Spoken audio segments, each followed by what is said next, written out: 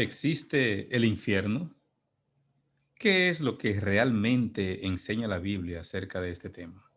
Un estudio basado en la palabra de Dios para traer luz sobre un tema que ha traído mucha inquietud en muchas personas y que muchas personas al tratar este tema del infierno han llegado a tener una imagen distorsionada de quién es Dios.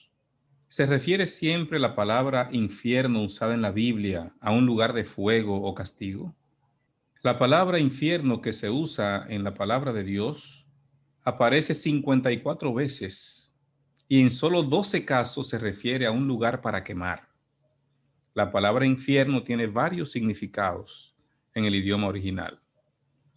En el Antiguo Testamento, 31 veces se traduce de Seol, que significa sepulcro.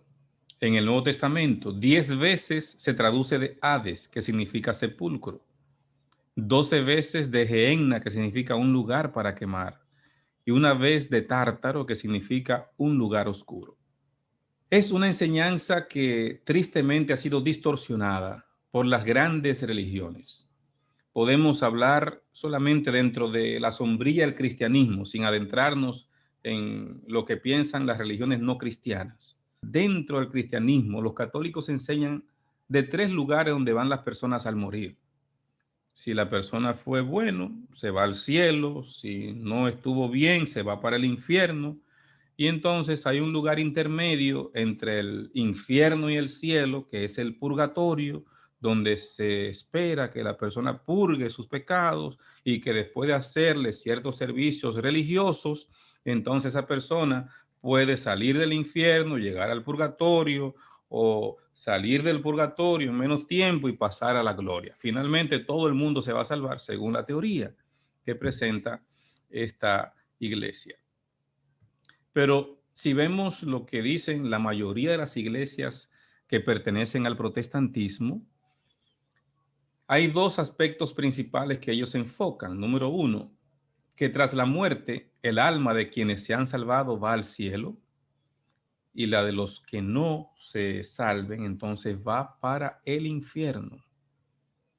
Y ellos señalan que el castigo del infierno es un castigo eterno y que las personas que van a estar en el infierno van a estar conscientes y van a estar allí sufriendo y van a estar allí por millones y millones y millones de años sin fin y que eso nunca va a terminar. Ese concepto tiene la mayoría de las iglesias protestantes. Los testigos de Jehová afirman que la idea del infierno de fuego como lugar de tormento es precristiana y que procede de la mitología de Mesopotamia. Creen que el infierno es el sepulcro común de la humanidad, que tal creencia sería una difamación de Dios al contradecir el hecho de que Jehová es un Dios de amor. Así que en la doctrina de los testigos de Jehová, ellos presentan finalmente que no hay tal cosa como un infierno que va a arder eternamente. No, Dios es un Dios de amor y Dios no va a tener eso. Eso lo señalan ellos de manera tácita. La Iglesia de Jesucristo de los Santos de los últimos días señala lo siguiente acerca de este tema del infierno. Dicen, es un lugar preparado desde la fundación del mundo y en él hay almas que no encuentran descanso y están en estado de miseria y lamentación, consciente de su estado caído y ruina espiritual. Es una especie de cárcel de espíritus inmundos. No debe esto confundirse con la cárcel espiritual, señalan, lugar que es visitado y ministrado por ángeles que preparan a aquellas almas que tienen una opción de regresar a la presencia del Padre Celestial. Ellos hablan de una cárcel espiritual y un lugar que va a ser una cárcel de espíritus inmundos, que es el real infierno que ellos están señalando. Diferentes conceptos, diferentes teorías acerca del tema del infierno. Pero la pregunta es, ¿qué dice la Biblia acerca de esto realmente? ¿Qué es lo que enseña la palabra de Dios? Vamos a iniciar señalando que el alma no va a ningún lugar de castigo tan pronto como muere. sino que se reserva en la tumba a la persona hasta el día del juicio para ser castigados. La palabra de Dios señala que el alma es la unión del cuerpo y el soplo de vida, y fue el hombre un alma viviente, un ser viviente. O sea, el alma es la unión del cuerpo y el soplo de vida que Dios nos dio. Cuando hay una separación, ese soplo vuelve a Dios, ese aliento de vida vuelve a Dios y el cuerpo va a la tierra. Y cuando Cristo venga, entonces habrá una resurrección de todos los que murieron para recibir la recompensa. Ya vamos a ver detalles más específicos sobre eso más adelante en el desarrollo de este estudio. Hay una parábola que aparece en la Biblia que nos ayuda a entender el tiempo, cómo Dios va simplemente a aplicar el castigo de los malos. Es la parábola del trigo y la cizaña.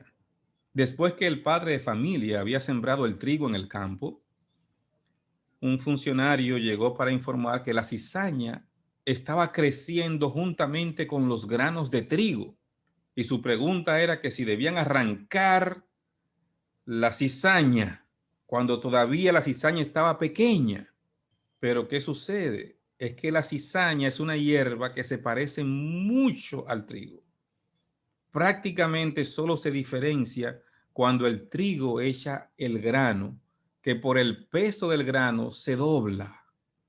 La cizaña no tiene ese peso y entonces sigue erecta, sigue recta y entonces se puede distinguir cuando el trigo da fruto, se puede distinguir dónde está la cizaña.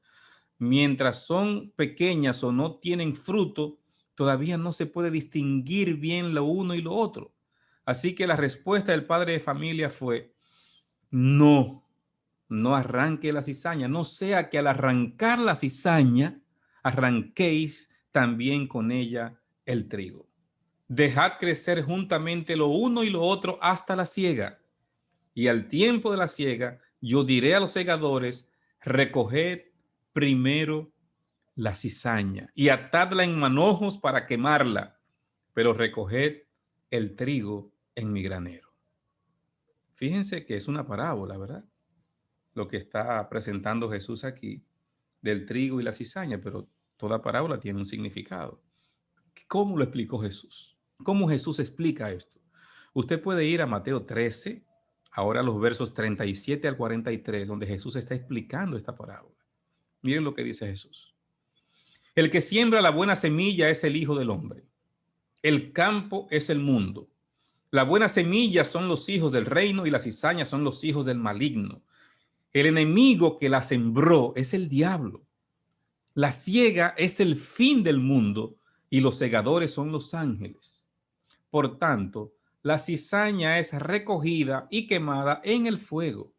Así será en el fin del mundo. El Hijo del Hombre enviará a sus ángeles que recogerán de su reino todos los que hacen tropiezo y los que hacen iniquidad y los echarán en el horno de fuego. Allí será el lloro y el crujir de dientes. Muy claro lo que explica Jesús. El Señor está diciendo de forma contundente, clara, diáfanamente, que hasta que llegue el fin del mundo, no hay un castigo que se va a aplicar. Que cuando el Hijo del Hombre venga, va a enviar sus ángeles que recogerán a todos los que han sido tropiezo, la cizaña, los hijos del malo, lo que sembró el enemigo, los van a recoger y los van a echar en el horno de fuego. Hay un infierno que va a arder en el momento cuando Cristo venga por segunda vez, pero va a cumplir su obra de exterminar y destruir. Vamos a ver los textos un poco más adelante, porque es bueno que veamos que la Biblia nos hable con claridad. Dice la palabra de Dios que hasta el fin del mundo, cuando el Señor venga a establecer su reino, hasta ese momento no se va a aplicar el castigo.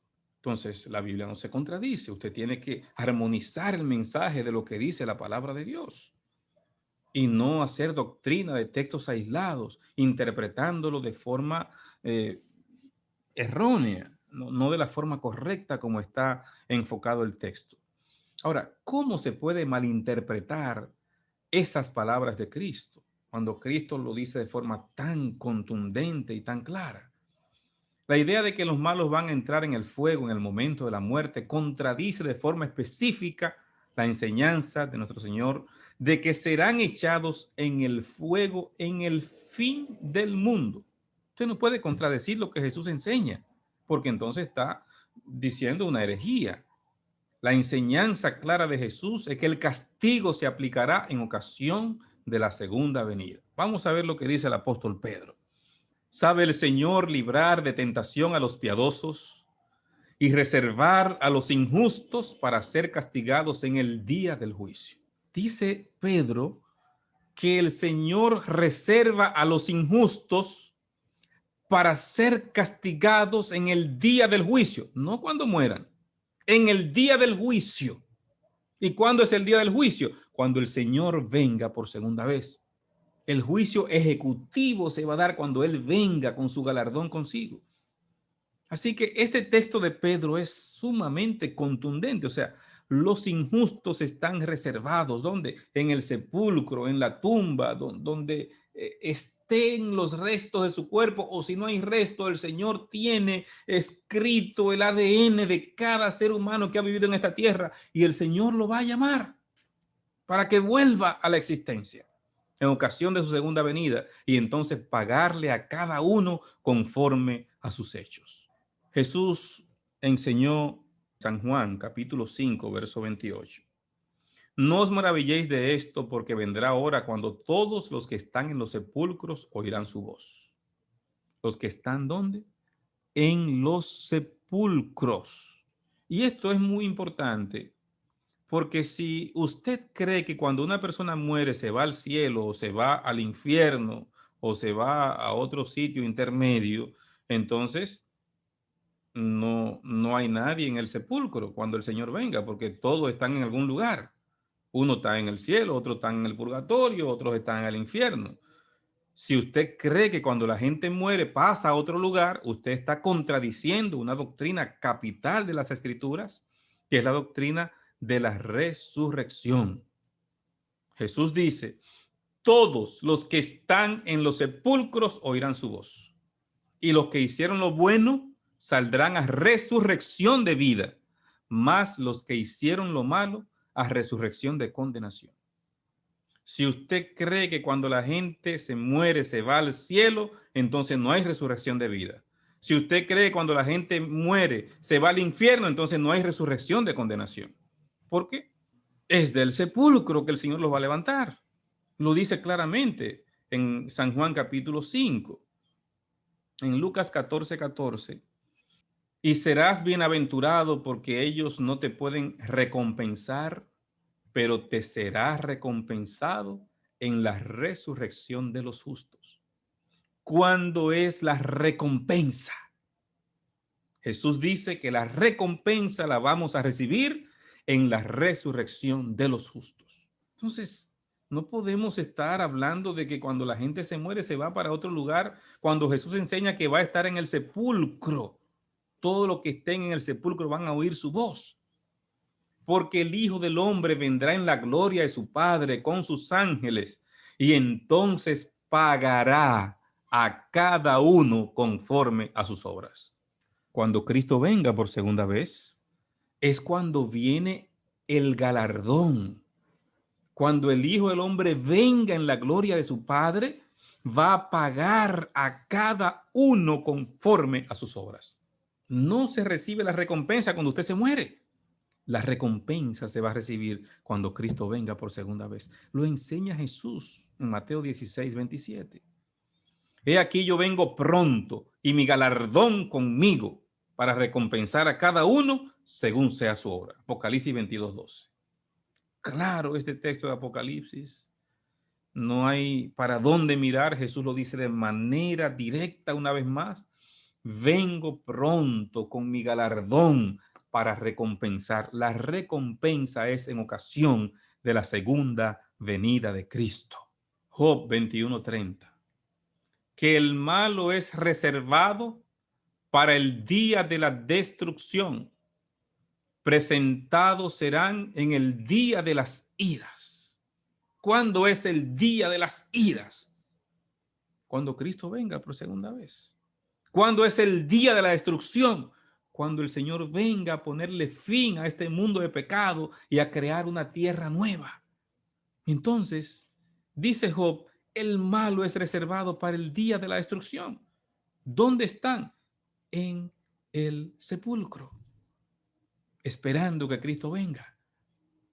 Ninguno de los perdidos será lanzado al fuego del infierno hasta después de la segunda venida de Jesús en el fin del mundo. Un detalle importante que podemos ver es que no hay segunda muerte antes de la resurrección. La Biblia habla que la paga del pecado es la muerte, pero se refiere a la muerte segunda, no a la muerte física. La muerte física me dio un infarto y entonces me morí. Bueno, esa es la primera muerte, así le llama la Biblia, la muerte primera. Pero hay una muerte segunda que es la paga final del pecado. Entonces, esa paga final del pecado, ¿cuándo se ha de dar? Vamos a leer Apocalipsis 20:7-9. Cuando los 1000 años se cumplan, Satanás será suelto de su prisión y saldrá a engañar a las naciones que están en los 4 ángulos de la tierra, a Gog y a Magog, a fin de reunirlos para la batalla, el número de los cuales es como la arena del mar. Y subieron sobre la anchura de la tierra, rodearon el campamento de los santos y la ciudad amada, y de Dios descendió fuego del cielo y los consumió. Esa descripción que está haciendo aquí es la muerte segunda. Cuando descienda fuego del cielo y destruya a los que se unieron con Satanás y se rebelaron contra Dios. Esa muerte segunda, ese infierno al que se refiere la Biblia, ese fuego y azufre que va a caer, es en ocasión de el cumplimiento del milenio bíblico. ¿Cómo lo enseña la palabra de Dios? Cristo viene por segunda vez. La Biblia describe, verso 4 del mismo capítulo 20. Entonces vi tronos, donde se sentaron los que recibieron autoridad para juzgar. Vi también las almas de los que habían sido decapitados por causa del testimonio de Jesús y por la palabra de Dios. No habían adorado a la bestia ni a su imagen, ni se habían dejado poner su marca en la frente ni en la mano. Volvieron a vivir y reinaron con Cristo 1000 años.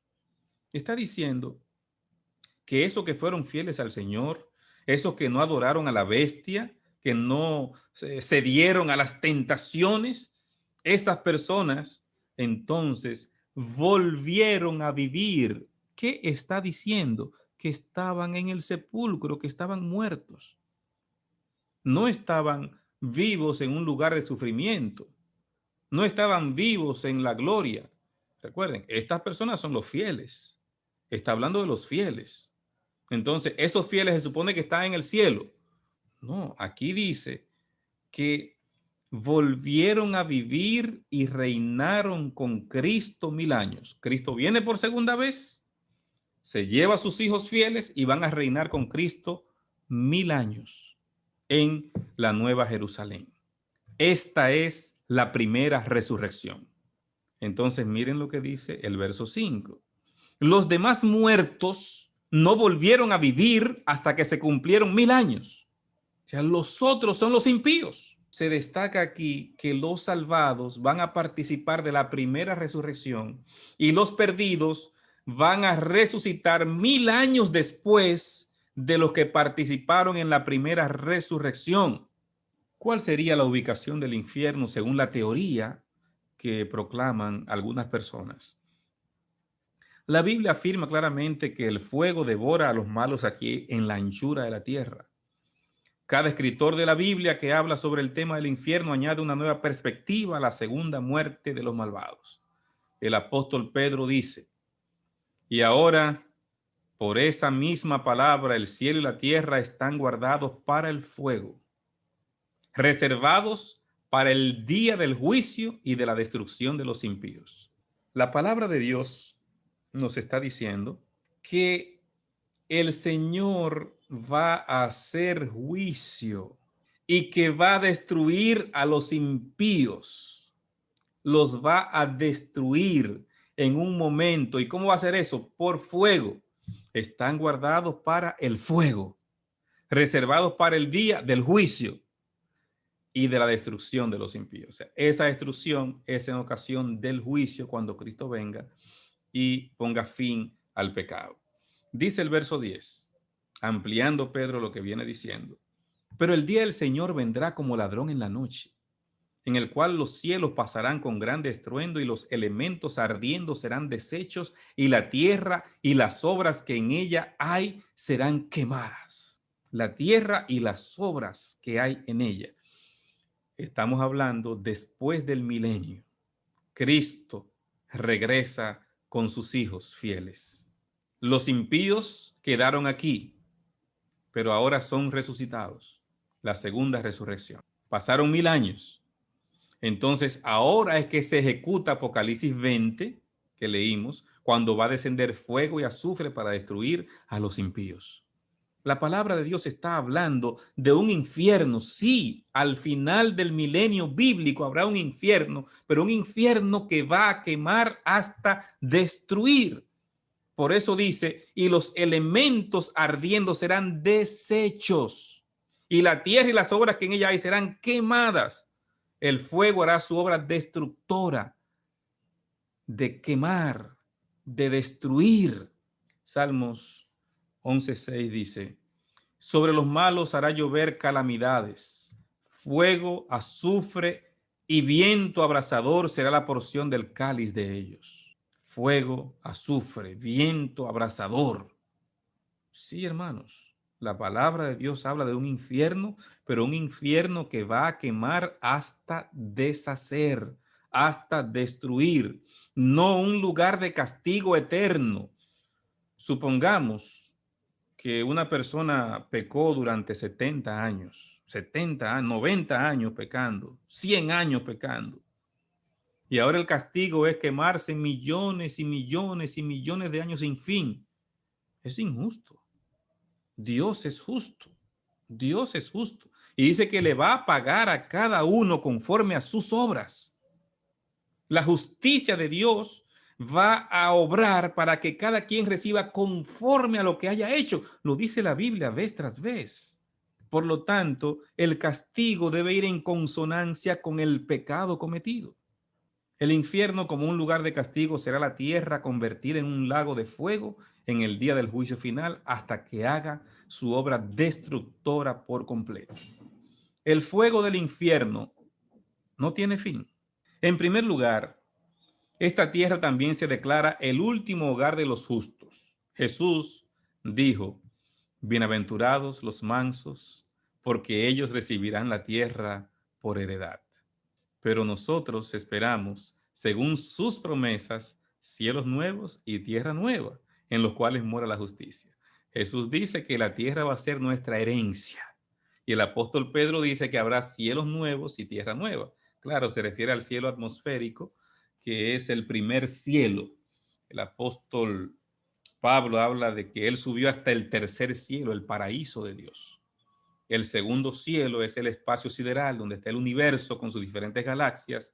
Y el primer cielo es el que rodea nuestro planeta, la atmósfera que rodea nuestro planeta Tierra. Así que ese cielo, ese primer cielo está contaminado. El hombre con todos sus inventos y todas las creaciones que han hecho, las industrias, contaminado realmente la capa de ozono de nuestro planeta Tierra, de nuestra atmósfera. Así que el Señor va a recrear ese primer cielo y va a recrear nuestra tierra. Todo esto va a ser renovado, dice el apóstol Pedro, en ocasión de lo que ya vimos ahorita. Cuando el Señor destruya el pecado y los pecadores, ese fuego va a purificar la tierra y entonces Dios va a hacer una recreación de este planeta Tierra completo. Los malos no pueden seguir viviendo en este planeta. ya que ha sido específicamente prometido en su totalidad a la simiente espiritual de Abraham. Solo a los justos se les promete la vida eterna, pero solo hay una manera de conseguir una vida sin final, es por la fe en Jesús. Yo no sé cómo una persona puede entender que si la Biblia dice que la paga del pecado es muerte, usted diga, no, usted va a vivir para siempre quemándose. Es una vida eterna. O sea, estar en un infierno, como lo pintan muchas religiones, en un infierno que no va a acabar, eso no es muerte. La muerte es el proceso contrario a la vida. Lo que están enseñando muchas religiones es contrario a lo que dice la palabra de Dios. Porque estar en un lugar de tormento eterno es que usted va a tener vida eterna en ese lugar. Pero no es eso lo que dice la Biblia. La vida eterna es por la fe en Jesús solamente. De tal manera amó Dios al mundo que dio a su Hijo unigénito para que todo aquel que en él crea no se pierda, mas tenga vida eterna. La única forma de tener vida eterna es a través de Jesús. Usted no va a tener vida eterna por su pecado. No, jamás. No es lo que enseña la palabra de Dios. Es lo que dice Romanos capítulo 6, verso 23. O sea, la paga del pecado es la muerte. Solamente tenemos vida eterna en Cristo Jesús, en ese don maravilloso que el Señor nos ha regalado, que el Señor nos ha entregado en Cristo Jesús. Ezequiel 18:4 dice, he aquí que todas las almas son mías. Como el alma del Padre, así el alma del Hijo es mía. El alma que pecare, esa morirá. O sea, no hay vuelta media de que tú vas a vivir en un lugar sufriendo. No, es la muerte, que es el proceso contrario a la vida. Primera de Juan 5:11. Y este es el testimonio, que Dios nos ha dado vida eterna y esta vida está en su Hijo. Solamente a través de Jesucristo nosotros podemos alcanzar la vida eterna. Por ningún otro medio podemos alcanzar la vida eterna. Todo aquel que aborrece a su hermano es homicida. Y sabéis que ningún homicida tiene vida eterna permanente en él. Entonces no me diga que usted va a estar en un lugar consciente, viviendo, sufriendo, porque tiene vida eterna en ese lugar. Y eso es contrario a lo que enseña la palabra de Dios. Segunda Timoteo 1:10, pero que ahora ha sido manifestada por la aparición de nuestro Salvador Jesucristo, el cual quitó la muerte y sacó a luz la vida y la inmortalidad por el Evangelio. Solamente podemos tener inmortalidad a través del sacrificio de Cristo en nuestro favor. Pero vamos a adentrarnos un poco más a fondo ahora para ver algunos textos que hablan que pudiesen confundir un poco a algunas personas con el tema acerca de un lugar donde hay un fuego que nunca se apaga, por ejemplo. Hay algunos textos que la gente lo lee y dice, oye, pero entonces aquí dice que ese fuego no se apaga. Vamos a ver Jeremías 17:27. Pero si no me oyereis para santificar el día de reposo y para no traer carga ni meterla por las puertas de Jerusalén en día de reposo, yo haré descender fuego en sus puertas y consumirá los palacios de Jerusalén y no se apagará. Aquí está hablando de un fuego que no se apagará. Y yo quiero, antes de explicar este texto, que nosotros podamos entender que cuando se usan algunas expresiones en la Biblia, recuerden que la Biblia es un libro que se escribió hace, el libro más reciente, hace 2000 años. Hay otras partes que se escribieron hace 3500 años. Entonces, Antiguo y Nuevo Testamento duró un proceso de 1600 años escribiéndose. Entonces, cuando vamos a explicar alguna terminología que aparece en la Biblia, tenemos que entenderla de acuerdo a cómo este libro sagrado la explica a sí mismo. ¿Cómo lo explica el mismo libro sagrado que estamos estudiando? Esa expresión. No agarre una expresión bíblica y la interprete como usted la quiere interpretar hoy, sino interprétela como la misma Biblia lo interpreta. Hay un principio de interpretación en las Escrituras que está en Isaías 28, 10 y 13, que dice renglón tras renglón, línea sobre línea, precepto tras precepto, mandato sobre mandato, un poquito aquí, otro poquito allí, así será dada la palabra de Dios. O sea, cuando usted va a estudiar la palabra de Dios, usted tiene que buscar lo que dice aquí, lo que dice allá, lo que hay un mandato aquí, lo que hay otro mandato allí, un renglón aquí, otro renglón allí, y buscar en toda la Biblia cómo se explica ese texto, cómo se explica esa expresión. Eso es muy importante que lo entendamos. Así que aquí está hablando de un castigo que viene a los que violen el sábado. Jeremías 17, 27 dice, y que va a consumir los palacios de Jerusalén, y ese fuego con lo que va a consumir los palacios no se apagará. Jeremías 17, 27. ¿Cómo podemos ver el cumplimiento de lo que está diciendo el texto de Jeremías? Yo quiero que veamos a Isaías 47, 14. Dice, he aquí que serán como tamo, fuego los quemará, no salvarán sus vidas del poder de la llama, no quedará brasa para calentarse, ni lumbrera a la cual se siente. O sea, ese fuego que va a destruir va a completar su obra hasta que no quede brasa para calentarse, ninguna luz. ¿Qué es lo que está diciendo Isaías? La obra destructora del fuego. Ese fuego que envía el Señor, ese fuego va a completar su obra destructora. Mientras no la complete, no se va a apagar. Eso es lo que está diciendo el texto. Ahora, segunda de Crónicas 36, 19, está hablando ahora del cumplimiento de lo que Jeremías había hablado. Dice, quemaron la casa de Dios, rompieron el muro de Jerusalén, consumieron a fuego todos sus palacios y destruyeron todos sus objetos deseables. Se cumplió lo que dijo Jeremías, se cumplió porque el pueblo siguió siendo infiel y violando el mandamiento. Y entonces vinieron los babilonios y ejecutaron la sentencia. Quemaron, allí lo dice claramente, el muro de Jerusalén. Consumieron los palacios, destruyeron todos los objetos. Se cumplió, se quemó todo como el Señor lo había anunciado. Pero la pregunta es, como dice que iba a ser con un fuego que no se apaga, ¿se está quemando todavía Jerusalén? No, yo fui a Jerusalén y no hay ninguna parte de la ciudad que todavía se esté quemando desde el tiempo de Jeremías.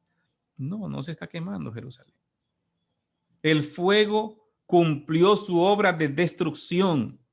Y cuando completó su obra destructora, entonces ya cumplió su misión de destruir. Eso es lo que hace el fuego. Es lo mismo como se utiliza la expresión cuando dice que el fuego no se va a apagar hasta completar su obra de destrucción. ¿Y qué podemos decir acerca de las expresiones eterno que se utilizan para describir las llamas del infierno? Así que una vez más vamos a buscar en las evidencias bíblicas esas referencias donde hablan acerca de ese tipo de fuego eterno. Aquí la primera es Judas 1:7. Solo tiene un capítulo, así que usted busca el versículo 7 de Judas y vamos a leer. Como Sodoma y Gomorra y las ciudades vecinas, las cuales de la misma manera que aquellos, habiendo fornicado e ido en pos de vicios contra naturaleza, fueron puestas, por ejemplo, sufriendo el castigo del fuego eterno. Sodoma y Gomorra, las ciudades vecinas, no solamente eran Sodoma y Gomorra. Cuando Lot salió de Sodoma y Gomorra, fue a una pequeña ciudad que se llama Zoar y vio lo mismo que había en Sodoma y Gomorra. Y cuando vio lo mismo, se fue de allí también. O sea, fíjense que no fueron solo estas dos ciudades, había otras ciudades con la misma condición. Por eso dice, y las ciudades vecinas. Entonces, ¿qué había allí? Una práctica que es abominable delante de Dios.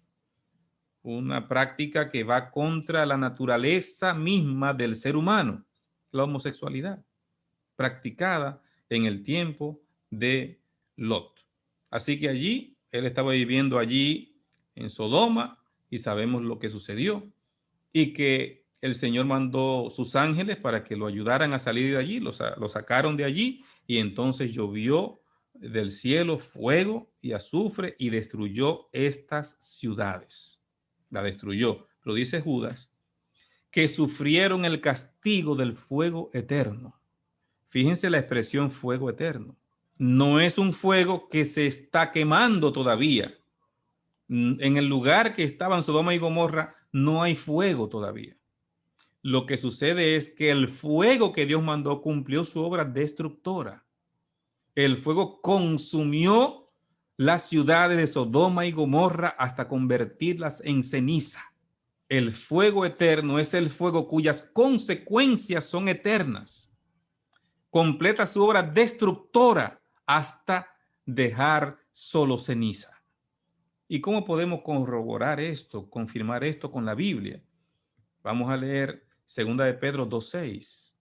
Dice el apóstol: y si condenó por destrucción a las ciudades de Sodoma y de Gomorra, reduciéndolas a ceniza y poniéndolas de ejemplo a los que habían de vivir impíamente. En este texto, en el verso 6, es muy claro. Dice el apóstol Pedro que la destrucción de Sodoma y Gomorra las redujo a ceniza y que son un ejemplo para la gente que quiera vivir impíamente en el tiempo final.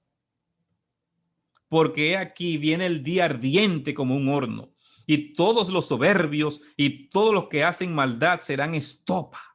Aquel día que vendrá los abrazará, ha dicho Jehová de los ejércitos, y no les dejará ni raíz ni rama.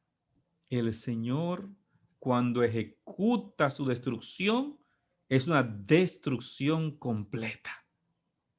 Cuando venga el castigo divino, dice la palabra de Dios en Malaquías capítulo 4, va a ser un castigo completo y van a ser como estopa, como ceniza.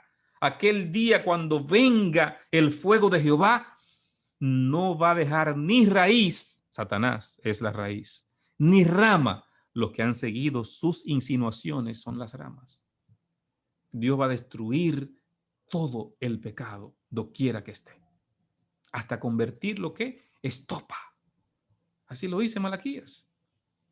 Hollaréis a los malos, los cuales serán ceniza bajo las plantas de vuestros pies en el día en que yo actúe. ¿Ha dicho quién? Jehová de los ejércitos. Ese fuego los va a convertir en ceniza. Los malos van a convertirse en ceniza. Dice la palabra de Dios. Estamos leyendo Malaquías 4:3. Hermanos, no hay lugar a dudas. Mateo 25:46. E irán estos al castigo eterno y los justos a la vida eterna. ¿Cuál es el castigo eterno? El fuego eterno cuyas consecuencias son eternas, el fuego que destruye hasta convertir en ceniza y no deja ni raíz ni rama. Ese fuego es el castigo final eterno que el Señor dará. Segunda Tesalonicenses 1:8, en llama de fuego, para dar retribución a los que no conocieron a Dios ni obedecen al evangelio de nuestro Señor Jesucristo. Sí hay un fuego que va a destruir, pero no por millones y millones y millones de años. No, va a completar su obra de destrucción a los que no obedecen al evangelio, los cuales sufrirán pena de eterna perdición, excluidos de la presencia del Señor y de la gloria de su poder. Este texto de Tesalonicenses nos ayuda a entender la expresión del fuego eterno. Es un fuego que va a llevar a una eterna perdición, los cuales sufrirán, leo, pena de eterna perdición. Ese es el fuego eterno, cuyas consecuencias son eterna perdición, cuyas consecuencias son convertir en ceniza, en estopa, a los que sigan en el camino del pecado. Porque la paga del pecado es muerte. Esa muerte segunda es la destrucción completa del ser, el dejar de existir. Pero ¿qué pasa con un texto que habla de un gusano que no muere? ¿A qué se refiere ese gusano que no muere? Marcos 9:45 es el texto. Dice, y si tu pie te fuere ocasión de caer, córtalo. Mejor te es entrar a la vida cojo que teniendo dos pies ser echado en el infierno al fuego que no puede ser apagado. Sigue diciendo, donde el gusano de ellos no muere y el fuego nunca se apaga. Jesús está utilizando esta palabra para referirse al infierno, o sea, hablando de la gehenna, ese basurero que estaba en las afueras de Jerusalén. Era un lugar que estaba fuera de las murallas de la ciudad de Jerusalén. Los oyentes de Cristo podían ver el humo enroscándose desde el valle de la gehenna, donde los cadáveres y la basura se quemaban constantemente. En el fuego había gusanos destruyendo los cadáveres. En lo que el fuego llegaba hasta donde estaban esos gusanos, se podía ver el fuego por un lado, los gusanos haciendo su obra destructora en el cuerpo de esa persona que había muerto. Entonces, esa es la figura que está usando aquí Jesús para hacer un llamado. Con las vívidas escenas de completa extinción ante sus ojos, Jesús usó el fuego gehenna como un ejemplo de la destrucción completa de las llamas del infierno. Está diciendo, mira, así como pasa ahí en la gehenna, donde tú ves esos gusanos que no se mueren y tú ves ese fuego ardiendo siempre, porque siempre había algo quemándose en ese fuego que estaba en las afueras de Jerusalén. Entonces, eso es como va a pasar finalmente si tú sigues con tu camino y no purificas tus ojos y no purificas tus manos, tus pasos, entonces tú vas finalmente a llegar al infierno, o sea, a la destrucción. Porque lo que se colocaba en la gehenna finalmente se quemaba. El cadáver se quemaba, la basura se quemaba, todo llegaba a su fin. Pero el fuego seguía ardiendo porque seguían echando más cosas allí en la gehenna. Jesús está utilizando esa expresión para hablar acerca de lo que va a pasar al final del tiempo, no como un lugar que se va a estar quemando siempre en el fin del tiempo, sino la gehenna se está quemando siempre. Y lo que se echa allí, el fuego lo va a quemar hasta que lo destruya. Tú vas a ver el gusano que destruye hasta que el fuego destruye todo finalmente. Eso es solamente una expresión que está representando lo que va a pasar cuando Cristo venga por segunda vez, que es que va a ser lanzado en el infierno, que va a destruir a la persona completamente. Eso es lo que se refiere al gusano que no muere, que es la expresión que aparece en Marcos 9, que acabamos de leer. Pero hay otra expresión que a algunas personas también les llama la atención, que es la expresión por los siglos de los siglos y para siempre. ¿Qué significa esto? ¿Significa que nunca termina? Vamos a buscar esa explicación de la expresión por los siglos de los siglos y la expresión para siempre, que aparece unas 57 veces en las Escrituras. Éxodo 21:6. Entonces su amo lo llevará ante los jueces y le hará estar junto a la puerta o al poste, y su amo le horadará la oreja con lesna y será su siervo para siempre. Fíjense la expresión para siempre. Por eso le estoy diciendo, veamos la aplicación que hace la Biblia de la expresión para que cuando la veamos en un lugar podamos verla en el contexto, cómo se usa en la palabra de Dios. Dice, a los 7 años tiene que darle libertad a esa persona. Entonces, si a los 7 años que le correspondía su libertad a esa persona decía, no, es que yo no tengo dónde ir, yo prefiero quedarme aquí con ellos. Entonces, se hacía un proceso. Le hacían un hoyo con una parte caliente que entraban por su oreja, y entonces le horadaban la oreja con lesna, y esa persona decía ya ser parte de esa familia, ser siervo de ellos y estar con ellos para siempre. ¿Pero qué significa para siempre? Que todavía desde el tiempo de Moisés están esas personas siendo siervos de otros. No, ese para siempre es mientras tenían vida. Así se utiliza la expresión para siempre en el caso de esos esclavos. Ahora, ese tiempo podía ser ¿cuánto? 40 años, 50 años, un poco más. No significaba que era un tiempo sin fin. La expresión para siempre, como se usa en la Biblia, significa simplemente un periodo de tiempo limitado o ilimitado en algunas ocasiones cuando el contexto te define que se refiere al Padre o a la eternidad que el Señor presenta.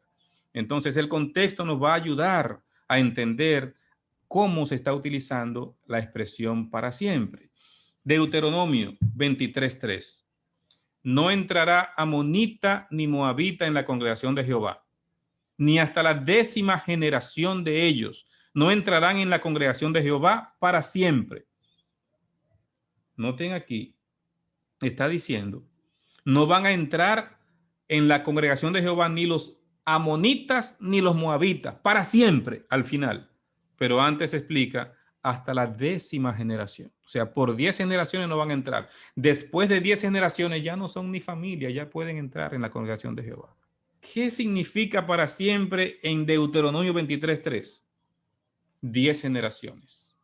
Pero vamos a ver algunos ejemplos más para que no haya dudas de que son textos aislados que estamos buscando. Es cómo se utiliza la expresión a través de las escrituras. 1 Samuel 1:22. Pero Ana no subió, sino dijo a su marido, yo no subiré hasta que el niño sea destetado, para que lo lleve y sea presentado delante de Jehová y se quede allá para siempre. ¿Recuerdan que ella oraba por ese bebé? Fue al templo, clamó a Dios y el Señor le concedió, rompió su esterilidad y le concedió este niño. Y ella le prometió que si se lo daba, lo iba a dedicar a él. Así que después que terminó de amamantarlo, entonces ella lo iba a entregar para que se quede allá en el templo para siempre. Pero ese para siempre, ¿qué significa? Mientras Samuel viviera. Mientras Samuel viviera, iba a estar dedicado al servicio del templo. Entonces, él para siempre, mientras tenga vida, en el caso de Samuel. Yo pues lo dedico también a Jehová, todos los días que viva será de Jehová. Y adoró allí a Jehová. Así que el para siempre que está diciendo Ana es todos los días que viva. Así se explica el para siempre en el caso de Samuel. Pero veamos el caso de Jonás. Jonás capítulo 2, verso 6. Descendí a los cimientos de los montes. La tierra echó sus cerrojos sobre mí para siempre. Mas tú sacaste mi vida de la sepultura, oh Jehová, Dios mío. Jonás está hablando aquí de la experiencia que él tuvo cuando lo lanzaron al agua. Vino un pez y lo tragó. Él entendió que ya la tierra echó sus cerrojos sobre él para siempre, perdido en esa oscuridad, allí dentro de la boca, dentro del vientre de un pez. 3 días y 3 noches. En su descripción está diciendo, la tierra echó sus cerrojos sobre mí para siempre. Pero si notan el capítulo 1, verso 17 dice, pero Jehová tenía preparado un gran pez que tragase a Jonás y estuvo Jonás en el vientre del pez 3 días y 3 noches. El para siempre de Jonás fueron 3 días y 3 noches. En el caso del hombre, para siempre significa todo el tiempo de su vida o hasta que muera. De manera que los impíos arderán en el fuego hasta que mueran. Cuando habla de que para siempre, hasta que tengan vida, hasta que el fuego haga su obra destructora. Un punto más, ya casi en la parte final, es destacar que la Biblia enseña que los impíos van a perecer. Perecerán los impíos. Claramente dice la Biblia. Entonces, si van a perecer, van a dejar de existir, entonces no pueden seguir con vida en algún lugar, porque entonces contradice lo que dice la palabra de Dios. No voy a leer todos estos textos, se lo voy a dejar aquí. Recuerden, les voy a compartir este tema en la descripción de este video. Usted podrá descargar este tema en PowerPoint para que usted lo tenga, lo estudie, lo repase, lo comparta con alguna otra persona. Le voy a dejar en la descripción del video. Pero miren, aquí hay una batería de unos 20, 21 versículos, pero no lo voy a leer todos por asunto de tiempo.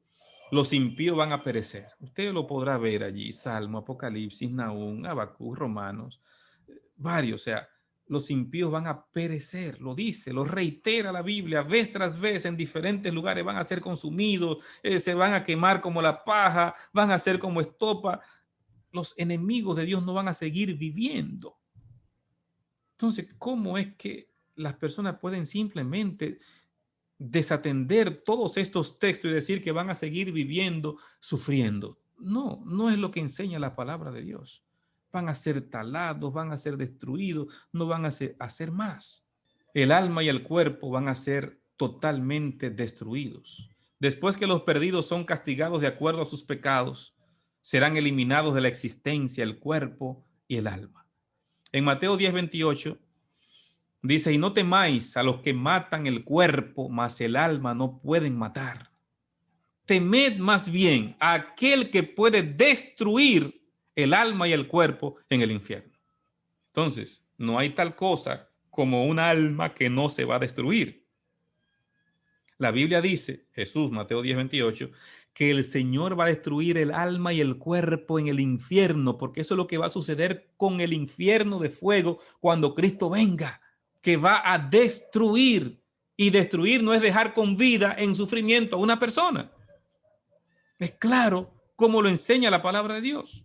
Salmo 37:20, mas los impíos perecerán y los enemigos de Jehová como la grasa de los carneros serán consumidos, se disiparán como el humo, no van a ser más. Pues de aquí a poco no existirá el malo, observará su lugar y no estará allí. Salmos 37:10. El hecho es que la teología ha hecho en nosotros y de nuestro gran Dios de amor un ogro.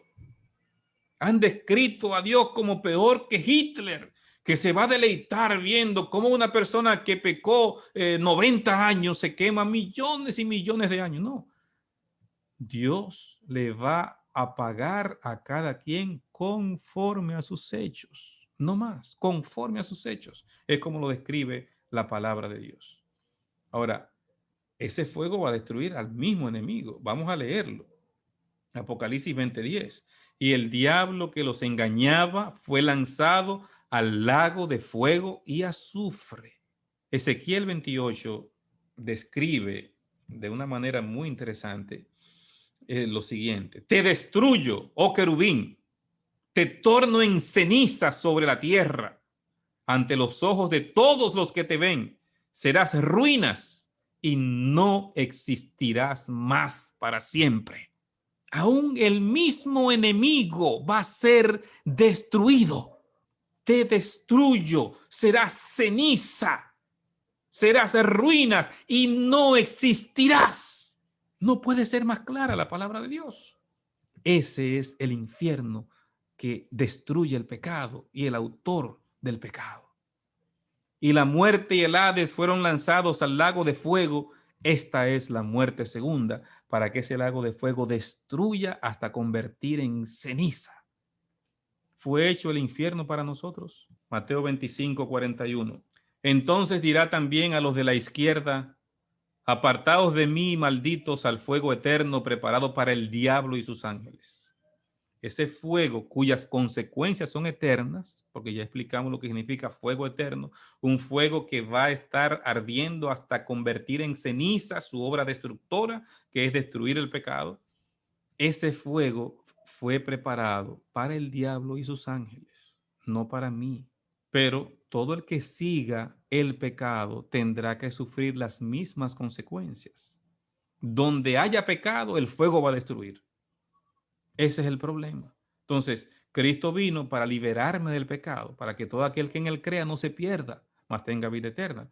La única solución de yo salir de esa condenación es aceptar el ofrecimiento de la gracia de Cristo. Judas, capítulo 1, verso 6. Y a los ángeles que no guardaron su dignidad, sino que abandonaron su propia morada, los ha guardado bajo oscuridad en prisiones eternas para el juicio del gran día.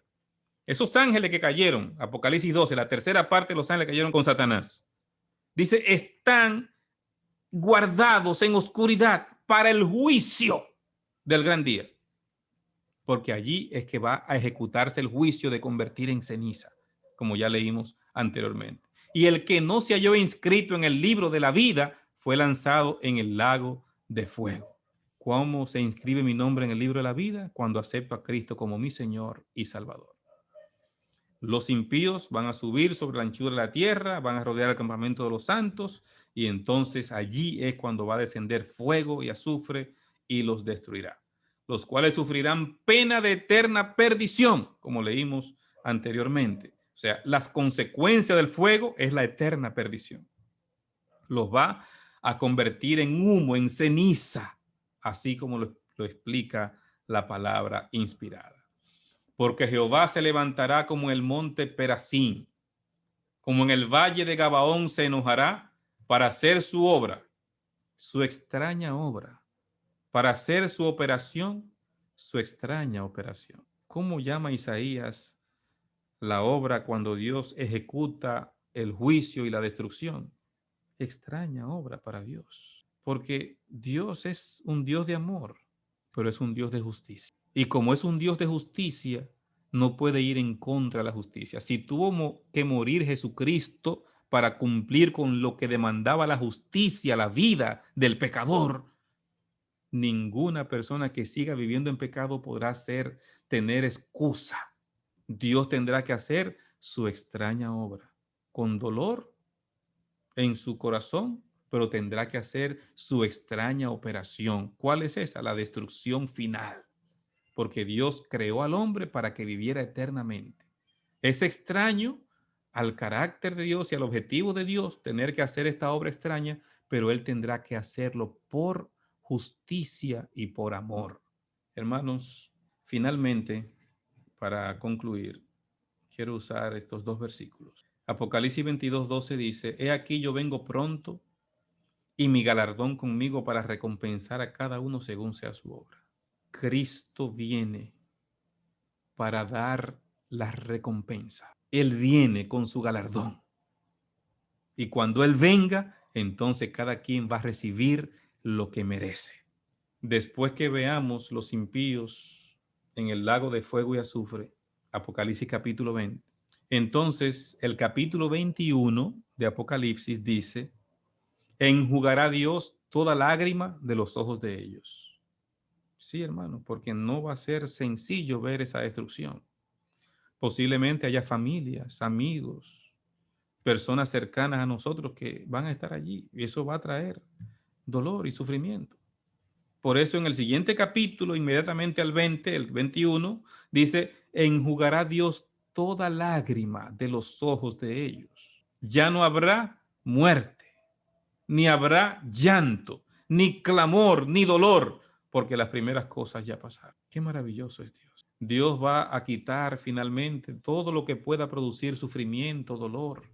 Ya no habrá muerte, no habrá llanto, no habrá situaciones de tristeza, porque Dios pondrá fin al pecado, fin al sufrimiento, fin a la muerte, fin al dolor. Y podremos estar con Cristo viviendo en la santa ciudad, en la tierra nueva, por los siglos de la eternidad. Ese es nuestro Dios de amor. Él murió para que tú y yo seamos salvos, para que al aceptar su sacrificio podamos disfrutar de la vida eterna en Cristo Jesús. Que Dios te bendiga.